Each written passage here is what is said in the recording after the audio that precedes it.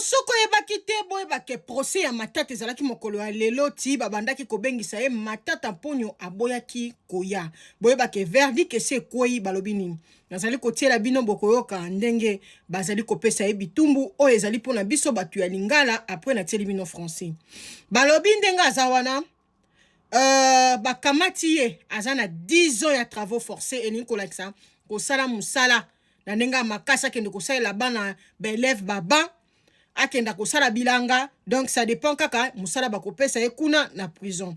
Confiscation ya ba bien na ye et aza déchoué na droit ya civique pendant 5 ans. Donc akoki ko postuler te, akoki ko voter te, donc ba écarté ye na vie ya politique ya kati ya RDC. Azali écarté, balobi il faut asilisa 10 ans ya peine na ye. Na ko umela mingi te nazali kotikela bino boyoka ndenge babandaki kotanga Matata Ponyo ndenge azali wana azali déjà mokangami. Boyoka makamnini balobi kuna. L'article 20 du Code pénal, livre 1er, dispose que lorsque les faits constituent plusieurs infractions, la peine la plus forte sera seule prononcée. Lorsqu'il y a concours de plusieurs faits constituant chacun une ou plusieurs infractions, les juges prononcera une peine pour chaque fait et il cumulera les peines prononcées sous réserve notamment de l'application des dispositions suivantes. La peine de mort et la peine de servitude pénale à perpétuité qui absorbe toute peine privative de liberté et la somme des peines de servitude pénale à temps ne pourra dépasser 20 ans. Ainsi, il est des jurisprudences qui sont en concours matériel, les infractions qui ne sont pas liées par l'unité d'intention. La Cour constate que le prévenu Matata Ponyo s'est rendu coupable de détournement des deniers publics avec le prévenu Globler Christo Stéphanus et Mutombo Mwananyembo Deogracias. Il s'agit des deux faits commis séparément.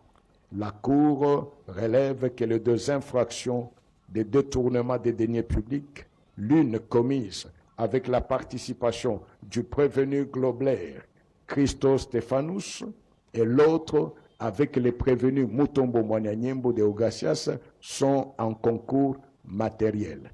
Dès lors, elle prononcera une peine pour chacune d'elles et procédera au cumul des deux peines de travaux forcés sans préjudice des restrictions légales sus-invoquées.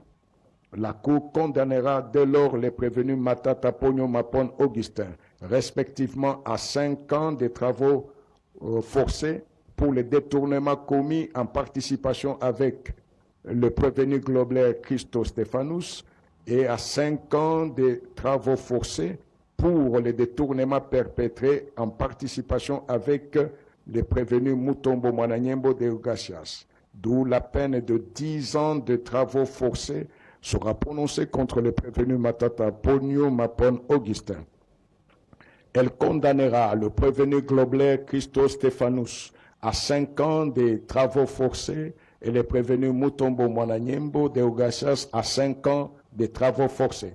Par ailleurs, la Cour note que du prescrit de l'article 14 du Code pénal livre 1er, et comme l'enseigne la littérature juridique pénale, les choses produites par l'infraction peuvent toujours être confisquées, quels que soient les propriétaires.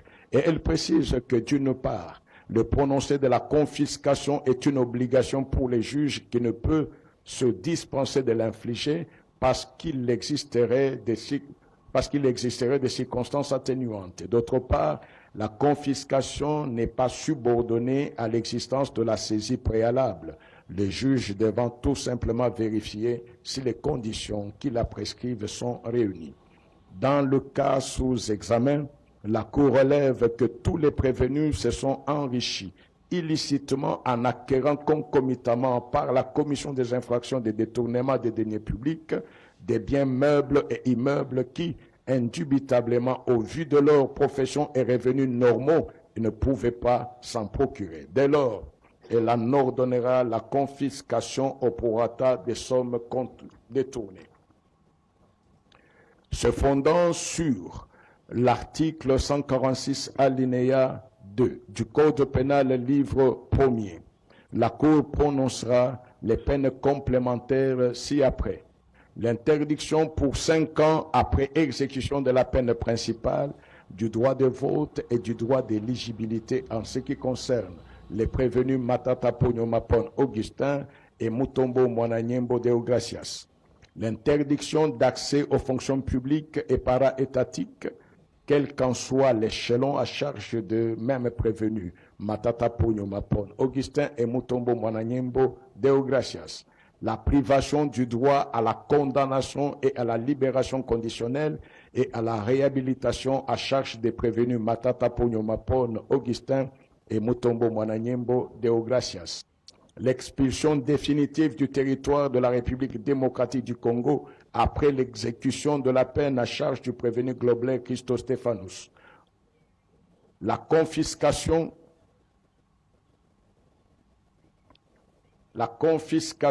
des biens au prorata de la somme détournée de 156 849 413 $ américains pour les prévenus Matata Ponyo Mapon Augustin et Globler Christo Stéphanous et 89 millions de dollars américains pour les prévenus Matata Ponyo Mapon Augustin et Mutombo Mwananyembo Deogracias. Condamnera chacun de prévenus au tiers des frais d'instance payables dans le délai légal. À défaut, ils subiront une contrainte par corps de 30 jours. C'est pourquoi la Cour constitutionnelle de la République démocratique du Congo